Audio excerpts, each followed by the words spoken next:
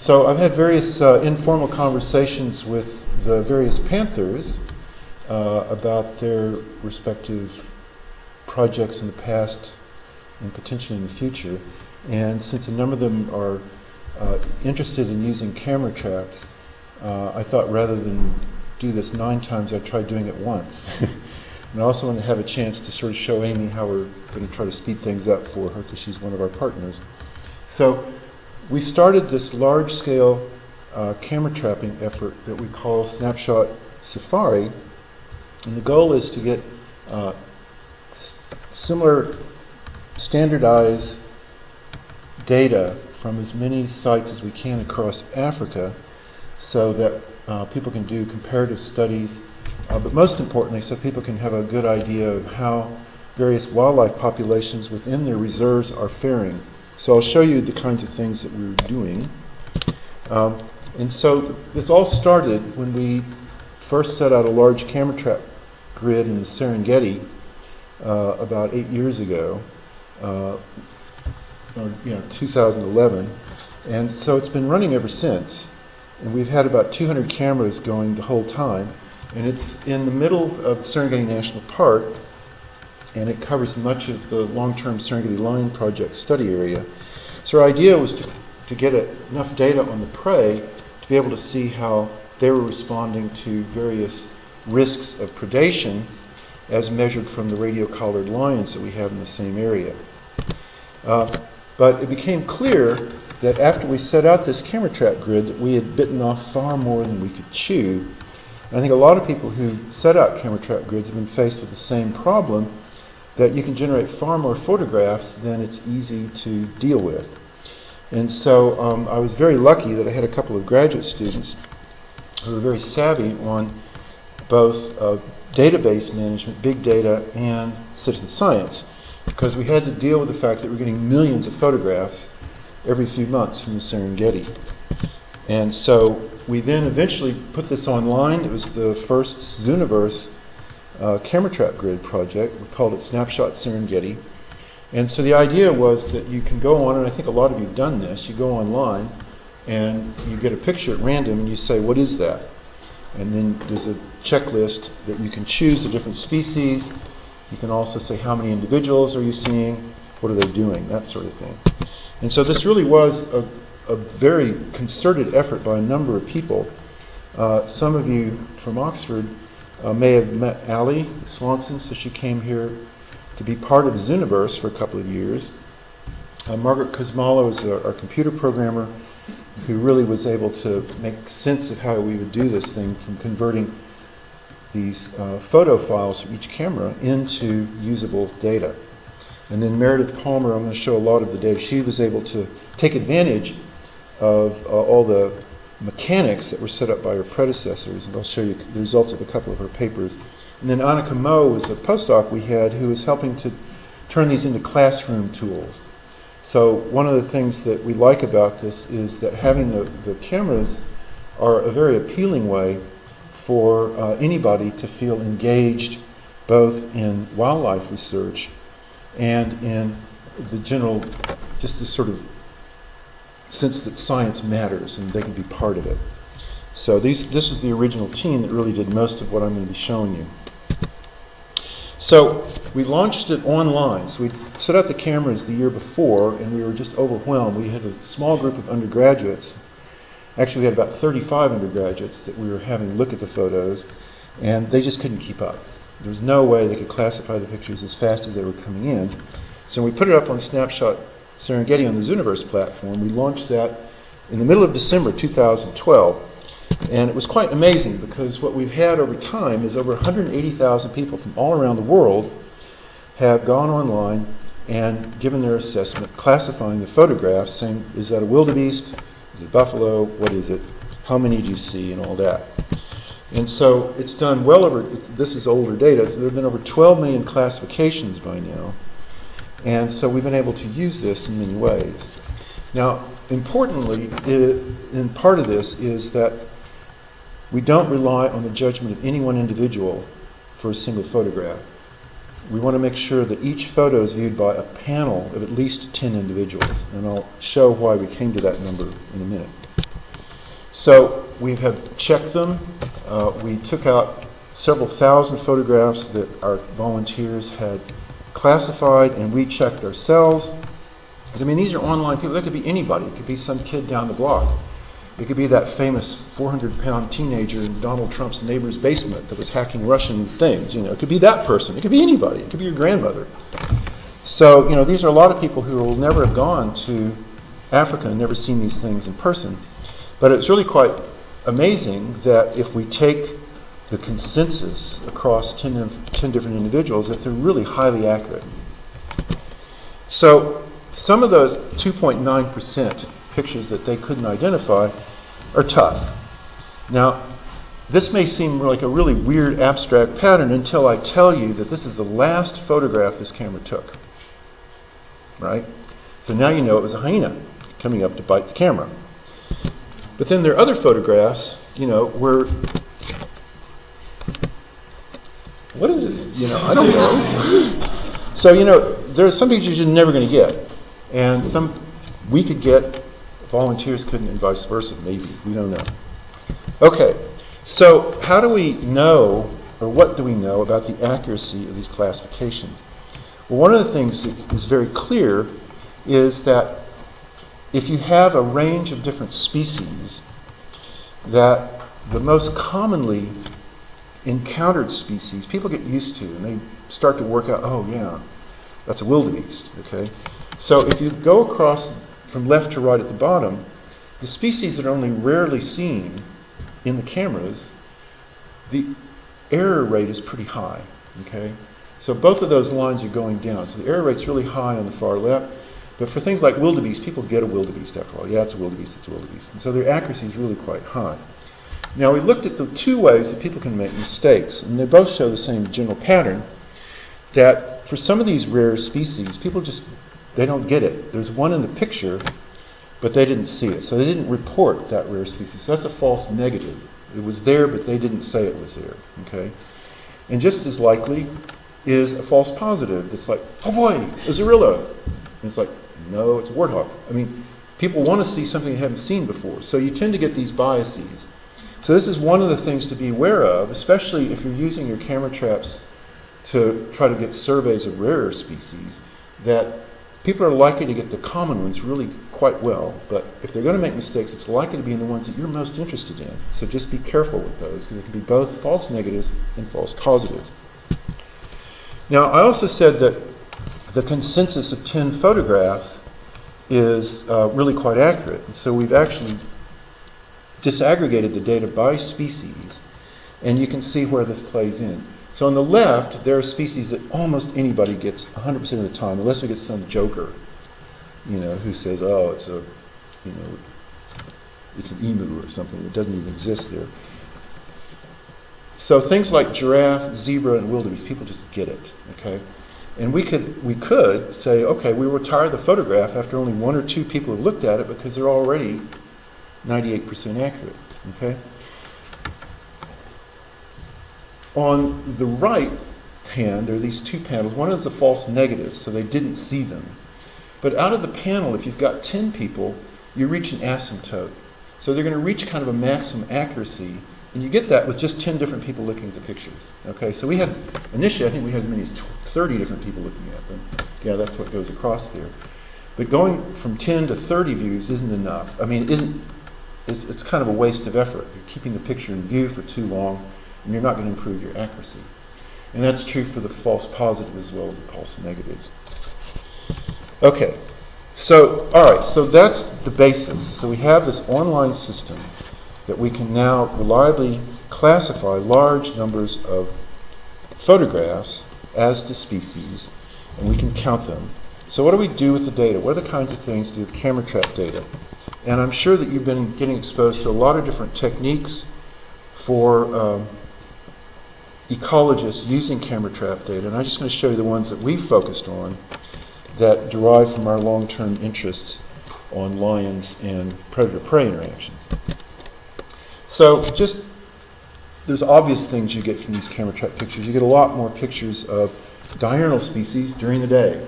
So that's a 24-hour clock running from midnight to midnight, and you're going to see wildebeest in greater numbers during the middle of the day, and likewise for zebra, buffalo, and gazelle, etc. Not so much at night. So you get temporal patterns across the day quite clearly. And then you also get spatial patterns. Because remember, we set out this grid of over 200 cameras in a regular grid. It's been running for all this time, and so we can see things distributed in space as well as in time. And so the Serengeti, as you probably know, is really quite dominated by this massive migration of wildebeest and zebra and gazelle that move from Kenya down into Tanzania and across our central grid area on a seasonal basis. And so each panel here is the grid, and the circles around these central points represent the approximate number of photographs of each species at each site each month, running here from February 2011 down to November. And so February is just before the beginning of the really heavy rains. There's already been some rain. The colors vary because of green grass. So that's NDVI, which you probably also heard about. And so as it really rains more in March and April, it greens up. And we can also see that the migration comes through our study area, with wildebeest on the far left being quite common, both in March and May, and then it dries out during the dry season. You go down towards the bottom, almost none in August, and then they come back again the following November. So you see that for the three migratory species on the left, wildebeest, zebra, and gazelle, abundance seasonally. For buffalo, it's more even through the year, and likewise for hartebeest. So we can pick up then these large-scale patterns of the migration using the camera track grid. Okay, so we've used this now to look at a number of different questions that we've been interested in. One has been the question of how is it that you can have in one of these savanna ecosystems so many large carnivores that feed on more or less the same species of prey. So we've got lions, hyenas, leopards, wild dogs, etc. And with the camera traps, we've been able to look at some new aspects of interactions between lions, hyenas, and cheetah that we couldn't have done so easily otherwise. And this is now temporal variation. And so the row says that there's been a lion. And how long is it after the lion was there, this is on the far left column, before a hyena or a cheetah shows up, okay? And we know that hyenas and lions often follow each other around because they scavenge from each other. And so, no big surprise that the hyenas are often right there right after the lions. And likewise, if we look at the hyenas, lions are there right after the hyenas, okay? So, what we were interested in is how did the cheetah manage to coexist, because there's been a lot of concern that as the lion population went up, the cheetah population might go down in the Serengeti, which did not happen. And so these data actually give us some hints as to how the cheetah managed to coexist with lions, because this is cheetah following lions right down here, and they were very careful. We had out of a large number of photographs, never did we see a cheetah at the same site that a lion had been for at least 12 hours. So the cheetah are kind of hovering a safe distance away from the lions. So that was kind of a useful insight to get directly from the cameras. Now, on a broader scale of time, and at a time period of the day when it's been almost impossible to get data otherwise, we've started looking at how animals are moving around within our grid according to the lunar cycle. So what I'm going to show you are results taken from the camera traps that help us understand the herbivores, the prey populations, changes in distribution across that grid, across the lunar cycle, also their tendency to form herds, and then their levels of vigilance. And all of these are data taken at night, okay? And what we're going to be thinking about during the night is, okay, it's night, and like right now, I think it's Manaz, you can tell us, the moon is about half right now, first quarter or something? You're keeping track of the moon? First quarter, sorry, it's first quarter. And so that's second from the left at the top. And so the moon's casting a certain amount of light, but it's not that bright outside, okay? Another week or so it'll be full and the moon is going to be really bright, okay? And then also through the same night, the moon's only above the horizon some of the time, okay? So we're going to have our analysis focusing on how bright is the moon when it's above the horizon. Okay? And so what we're interested in is how do the prey, how do these herbivores respond to the distribution of resources, so we can use the NDVI across this grid to say where the areas are greenest, and so there's the freshest green grass for the grazers. We also have our long-term lion data from the Serengeti Lion Project, so we say where the lions tend to hang out, so that the prey population would be most likely to encounter lions. And we also had from our long-term data where the lions actually made their kills. And so they might be staying in certain areas where you find them during the day, but then they make their prey captures somewhere else. So we have these three things. So one is the food supply, and the other two are measures of the risk of predation. And so I'm not going to belabor a huge number, because we looked at this for about 4 different prey species across the phase of the moon, and we have questions like what kind of behavior we're interested in, and we get interactions between lunar phase and how rich the resources are in an area and so on, all that. I'm not going to belabor all this, but this is the statistics behind what I'm going to give you in terms of summary statements that we identified from this analysis. Okay? First off was that all the prey species we looked at showed a clear response to the lunar cycle. Okay? According to where it was riskiest to be or where the food supply was richest in the interaction between those two. Okay? And some of these were based purely on, is there going to be a full moon tonight? It didn't matter if the moon was actually above or below the horizon, but was there going to be a full moon tonight? But others reflect, no, is the full moon above the horizon right now? Okay? So some species showed a greater awareness or response to the actual level of moonlight at the moment, and others were kind of where it roughly is in the cycle. Okay, so these different responses varied across species. Buffalo, which are important prey species for lions, but they're also the least vulnerable at night, they responded least to these temporal risk cues. They responded some, but not as dramatically as the other species. The gazelle and zebra made clear anti-predator decisions based on current light levels and the lunar phase. So where we are in the lunar cycle and is the moon above the horizon. Both of those came up as very important. Whereas the wildebeest is just like, well, where are we? Is this full moon tonight, Fred? Okay, just that. Didn't matter if the moon was up or down. People who've been around wildebeest tend to think of them as not the brightest bulbs in the pack. You can't help it. But anyway, that's the way they respond here. Okay, but responses show up in various suites of behavior. And so this will be, and first I'll show you about how it is with the risk of encounter. So where we would see lions when we would drive around in the daytime with VHF collars and all that, see where they were.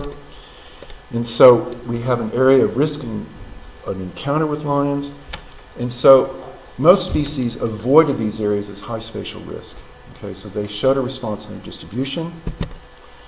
They increased their use of the riskier areas during safer times. So if they do go into an area where the lions might be, they tend to do it when the moon is brighter, because the lions don't have the advantage of darkness when it's bright. Okay, I should have said at the very beginning. So lions have incredible night vision. Okay, but when the moon is full, I mean, you can read the newspaper, so they don't have as much of an advantage. But the moon is dark, that's when they're really in their element. Okay, so if these prey species are going to go into the areas where they might encounter lions, they go in when the moon is brighter. Okay, they also showed various compensatory behaviors. So if they were in some of these risky times, then they'd be more likely to form herds during the darker nights and in the higher risk areas. So if they were in those higher risk areas during the darker nights, they're in bigger herds. Okay, and they're also more vigilant just before the moon would rise and on the darker nights. So again, they're responding to the available moonlight, as it were. Okay, so that's the lunar stuff. So this is I just wanted to show that because that's kind of a cool thing that is possible to do with these camera traps. You would never ever be able to get enough GPS collars on a million wildebeest, but you can catch them in the camera traps. Okay, and I know I've talked to some of you who are interested in thinking about how you might look at risks of predation across the lunar cycle with livestock, right? And so human-lion conflict could be something you could look at using the camera trap grid. Another thing we've been looking at, and this is very preliminary, is just how things change across the day. So lions are famous for sleeping all the time, but obviously sleep most of the time during the day, and if they're going to be active, they're more active at night. And this is the data now from one of our GPS-collared lions, and this, in a rather complicated way, shows that most of the time, so this is how far a GPS-collared lion moved from one reading to the next, starting at each time. And now I've got midday on the far left, and night is in the middle, and then back to midday on the right.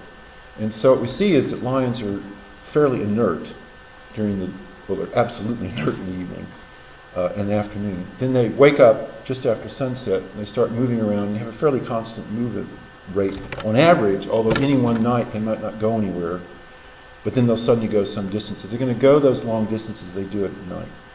And then as it heats up during the day, then they become inert again. So these are the times when lions are most active, and so we'd expect that the prey would be more sensitive to the risks of a lion bumping into them or coming after them in the dark rather than during the day. So what we found then, again, with these same prey species, is that their responses to the daily cycle interacted again with that spatially structured risk. Where are the riskiest places to be? What kind of things do they do in terms of showing different herd sizes and vigilance, etc.? And what we're only going to be able to look at here is just the distribution, because we haven't analyzed the other behaviors yet. But so far, what we see is that the prey species are very sensitive to where the lions might be seen. And they tend to very much avoid those at the time of days when lions are most active. Okay, so there's that temporal refuge, and the lions are really inert from midday down until evening. Then that's when they go into the risky areas. Okay, and so we see this very clearly with zebra and wildebeest. So now I've got daytime in the middle again, and midnight's on either end. And so that time of day when the lions are dead asleep, from noon until the afternoon, that's when zebra and wildebeest go into the areas where they're most likely to encounter the lions. The larger species don't show nearly the same kind of pattern. The smallest species of the four that we have the most data on, the gazelle, were all over the place. We were getting really strange responses in terms of lion activity.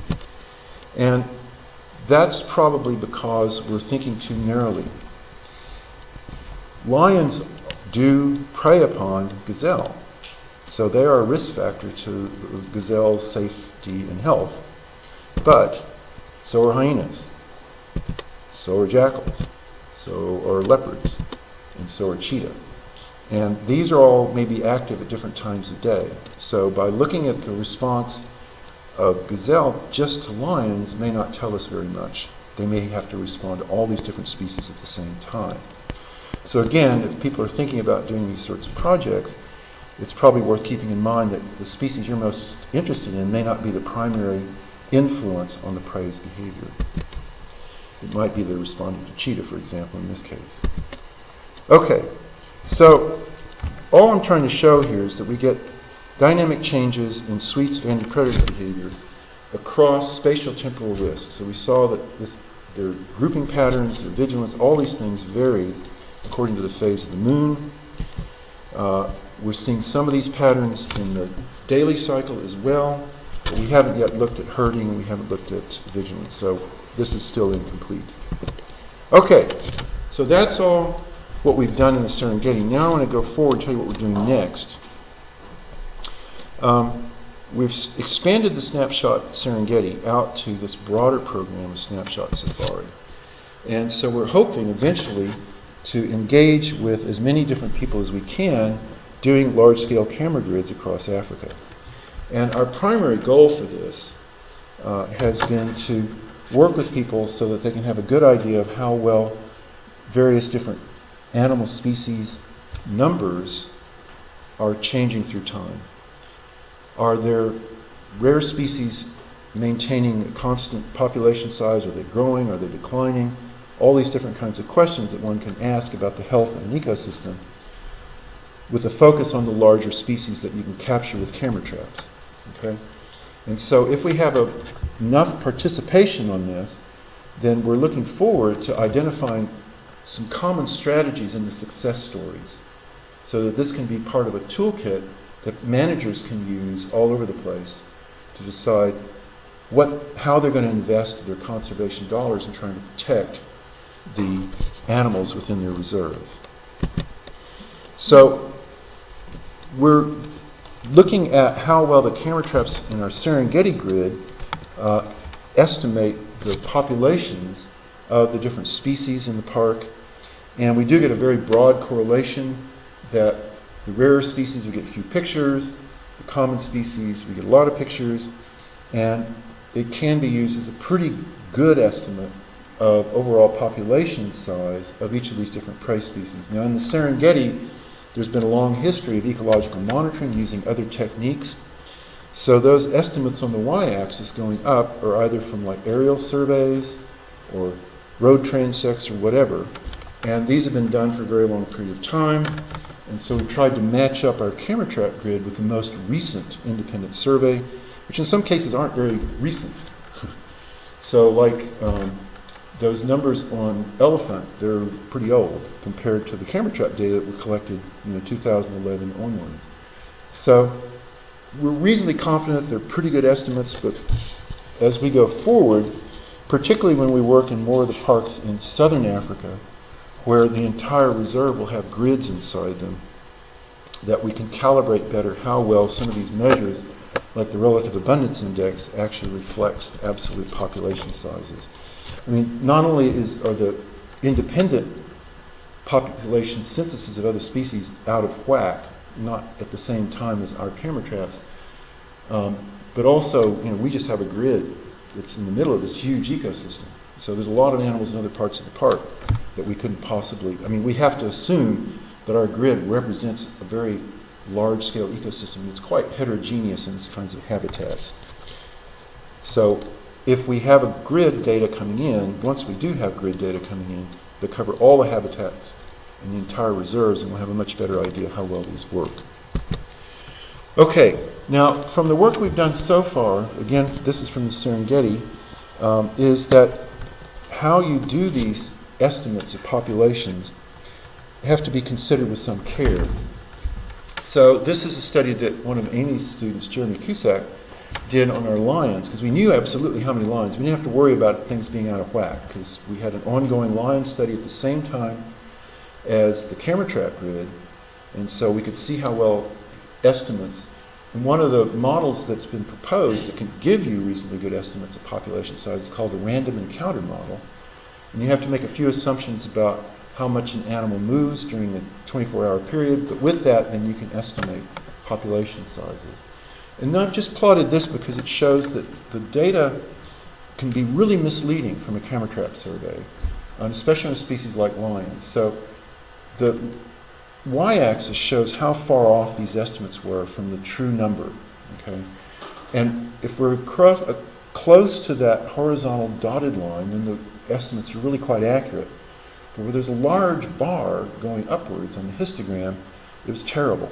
Okay, on the far left, it was estimating 3 times as many lions as we actually had in our study area. Okay, and the error depended on several factors. Was it the dry season? Was it the wet season? So estimates in the dry season were worse than those in the wet season. Estimates in the plains were worse than those in the woodlands. But most important, the difference between daytime and nighttime. So the nighttime estimates actually are really quite good, especially in the wet season, no matter the habitat. And the reason for that is simple lion biology. I mentioned earlier, lions are lazy louts, and if you're going to be really lazy, you want to stay in the shade of the tree. And so in the middle of the day, you've got whatever lions are around. They're not randomly distributed. They're going to wherever the tree is, and we had our cameras always on tree trunks. And so they're attracted to the very measurement instruments that we had. Really attracted sometimes. So for this particular thing, we want to make sure that we're aware of how animals may respond to micro features in their habitat, so to speak. Individual trees are magnets for lions, particularly on areas like the Serengeti Plains where there's so few trees. If there's one tree, you can drive by there and reliably think you're going to find a lion, because if there's a lion within 20K, it's probably under that tree during the day. At night, though, everything's out because they don't need to worry about the shade. So at night, the lion's behavior is less dependent on where there's shade and where there's a tree for them to rest under. Okay, so the next question we've been using, that we've been wanting to address here, is that we've got this big grid of 225 cameras, and that's a hell of a lot of cameras. And that's a big investment, not only in terms of purchasing the cameras, but also maintaining them. So, we have a guy whose job exclusively is to go around literally every day and check up on as many cameras as he can, and by the end of the month he's pretty much finished and he's ready to do it again. So it's a big investment to try to maintain a large number of cameras like this. So what we did here is to break down our grid into subgrids, varying in size. So that brown grid on the left, that nested grid, is 25 cameras, further out 49, 71, and 99. And so we wanted to know whether we get reasonably similar estimates of animal numbers from grids of different sizes. And so, again, a complicated graph, of which I'll show a kind of summary of in a minute, but first just to tell you what this is we divide the herbivore species in the Serengeti into those like the wildebeest and zebra that move through. Like I showed earlier, you have the migration coming through, there's a ton of them, then they're gone. Okay? But then there are resident prey. So it'd be like kudu or bushbuck or all these things that don't go very far.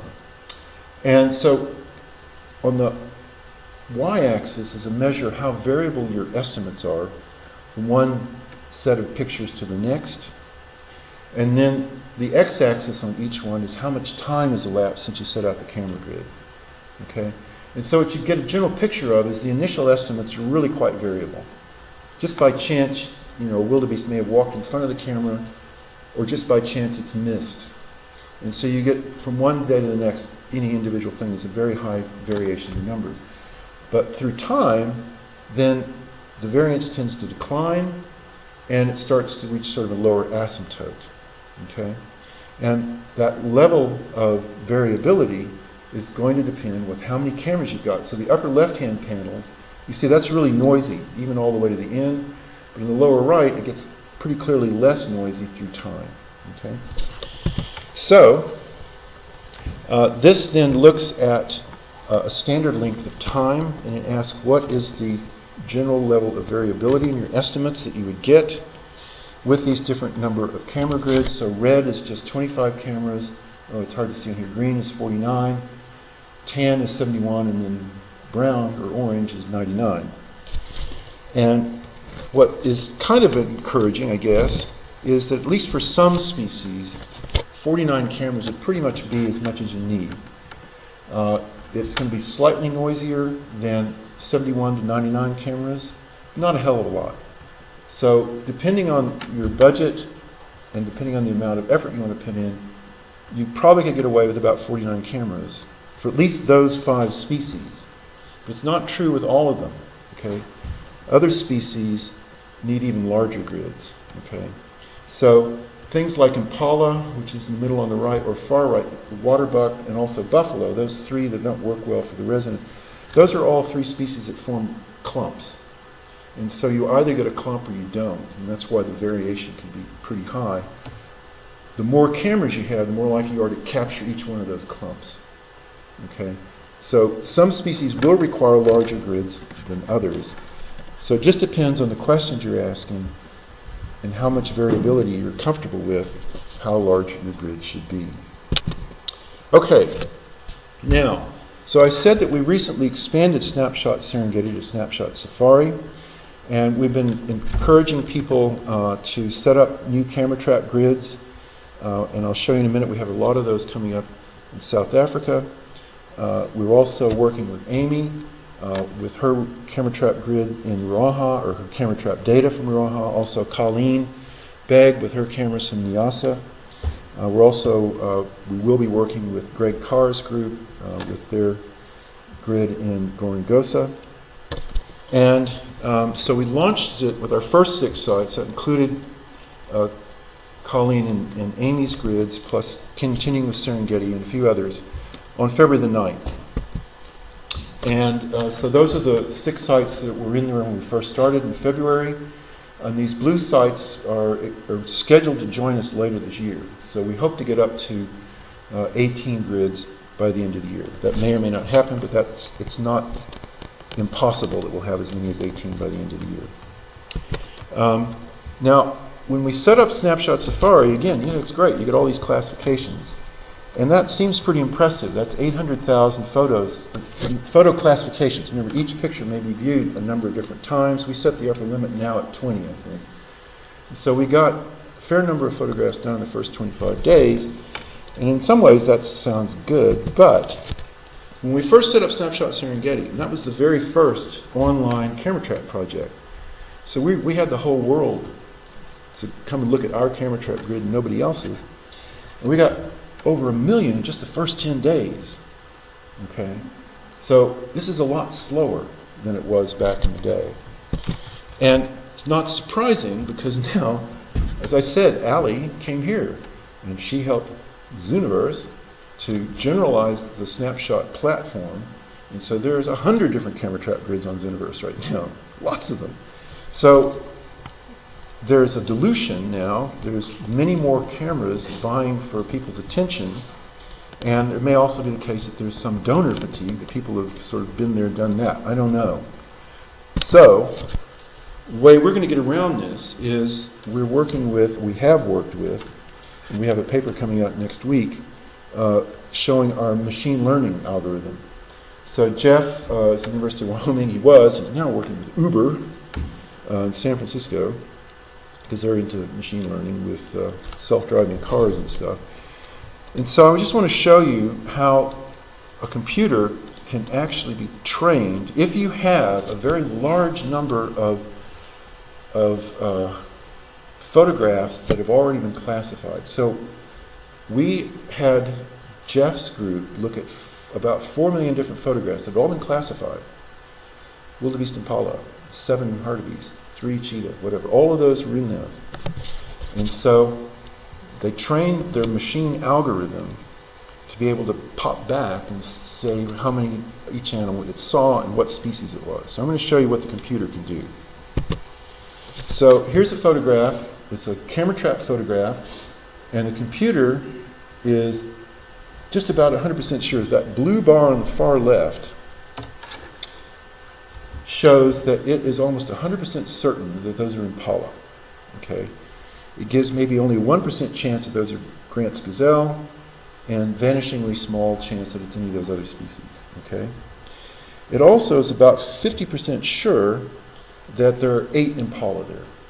It actually counts 8 impala. Okay, and I mean, I'm gobsmacked by that. I mean, there are 7, or no, there are 8. There are 8. Sorry. There are 8. And, I mean, Jesus, some of them are just sort of the blobs back there. And yet the computer says, accurately, those are 8 different impala. And it's not so sure about the counts, but look, it's either 8 or 7 or 5. So it's pretty close, but it happens to be absolutely right, with its top choice. And it gives that a 50% probability. It also says, well, there's at least a half a chance those animals are standing, they're not resting, they're not moving, and 100% chance they're eating, so it notices their heads are down, they're not interacting with each other, and there are no babies. Fuck me. Yeah, right on. Man. Amazing, okay? Okay, so here's another one. And so, so people said that's a leopard moving across the thing. The computer says that's a leopard, okay? And it gives a really high chance. It says about 75-80% chance that's a leopard. There's a small chance it's a cheetah, less chance it's a serval. And it's 100% sure there's only one, okay? And it said, no, I don't think it's standing, it's not resting. It's not so good about the moving, but it sort of puts there it's likely it's moving, okay? So again, that's pretty darn good. And I mean, that's a crappy picture of a leopard, yet it sees a leopard, and it sees one leopard, okay? So we'll give that one a gold star too, okay? And here's another one. Here's a zebra, 100% chance it's a zebra, yep. And there's one, yep. And it's moving, yeah, almost certainly got that. Okay, good job. Now here's one. It's a crap picture because our top flight field team forgot to mow the grass, so there's a lot of plants in front of the camera, and it still says those are hartebeest. The 75-80% chance it's hartebeest. That's right, those are hartebeest, okay? And it counts 4, and I've looked at this picture and I don't see 4, I only see 3, and that's what the consensus human eye says is there's 3. But that's not bad. I mean, if you take the top choices, it's not saying there's 20 hartebeest, so there's about, So depending on what you want and how accurate it is, I mean, that's not perfect, but it ain't terrible, On the other hand, it's not so good. It says they're not standing and not resting. True. It says they're moving. No. So it's kind of mixed up over here. Okay. So this is an example of one that's kind of a mixture, partially right, partially kind of bad. But still, it's a hell of a lot better than my algorithm would have been. My algorithm would have said, WTF. So okay. So I've shown you success stories and I've shown you a mixed one. Now here's a good example of a computer really fucking up. So there is a warthog in the grass on the left. It's kind of hard to see in the photograph, but there is one. There's one warthog and it's moving along. And the computer thinks there's a giraffe there. I can't see that giraffe. I don't know what it's looking at. I just don't get it. Now, the thing is, look though, it's not very confident. So its confidence on the giraffe is less than 50%. So we can flag the photographs that it has a low confidence in, and we can then send that to people.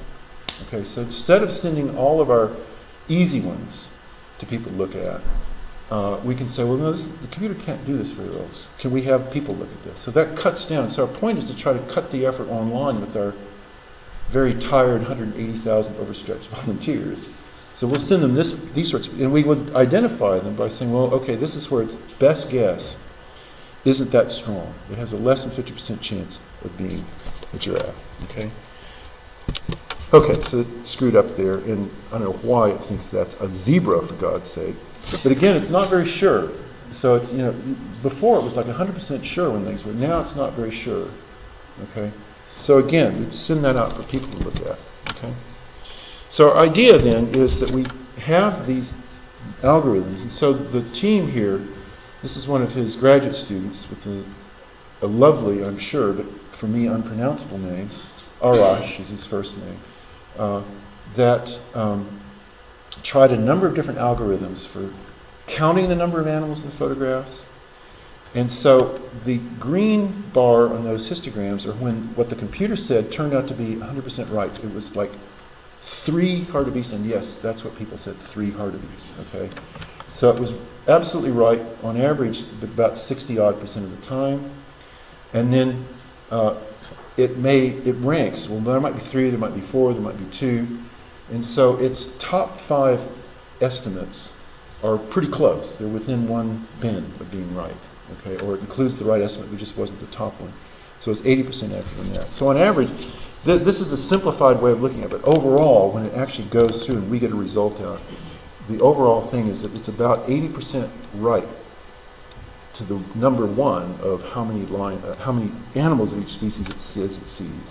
Okay, and then for species classifications, it's really, really good.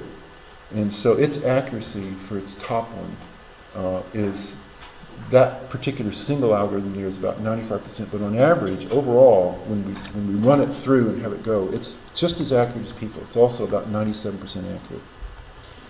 So the accuracy of the machine is really, really good. So the point of all this is that, and especially poor, long-suffering Amy, we've got your pictures that have been here, and we've just hired somebody who's going to be integrating this algorithm into the Snapshot framework in the coming weeks. And then what will come out for people to look at on the Snapshot Safari, so it'd be the ones the computer was not very clear about. But one of the things it's always really good at is saying there's nothing there. And a lot of the problems with camera trap pictures is you get an awful lot of empties because there's been a twig or something that set off the camera. And that's what can frustrate the volunteers a lot. So we'll be able to cut those down. So coming soon. Okay, so getting back to what we're trying to do with our overall program in South Africa is that we just got a grant from the National Research Foundation and the Council for Biodiversity, the National Biodiversity Institute in South Africa, to set up a study of biodiversity, a survey of biodiversity across all of the country. And so we're going to be expanding a number of camera grids. Currently we have 2 running, we have 5 running so far in South Africa. We'll have another 8 running within South Africa, long-term grids, and then we'll have a lot of shorter-term grids that will be set up for a few months and then moved to somewhere else. That'll be going on for the next 3 years down there. And we'll also include some fairly large projects where we're going to be looking across Kruger National Park, including a number of the private reserves just to the just to the west of Kruger National Park, which have different management policies. So coming back to our primary goal of the Snapshot Safari program is we want to know what management practice is most successful at conserving different species. So here we have, there will be 4 different management strategies on that top grid, another 3, Kapama, Thornbush, and Timbavati down in that southern grid. So we'll have 2 sort of transects running across these parks that again will be running long term for the next few years. And so that's to let you know what we're doing. And these are my guys back in Minnesota who've been doing an awful lot of work to make all this happen. So thanks.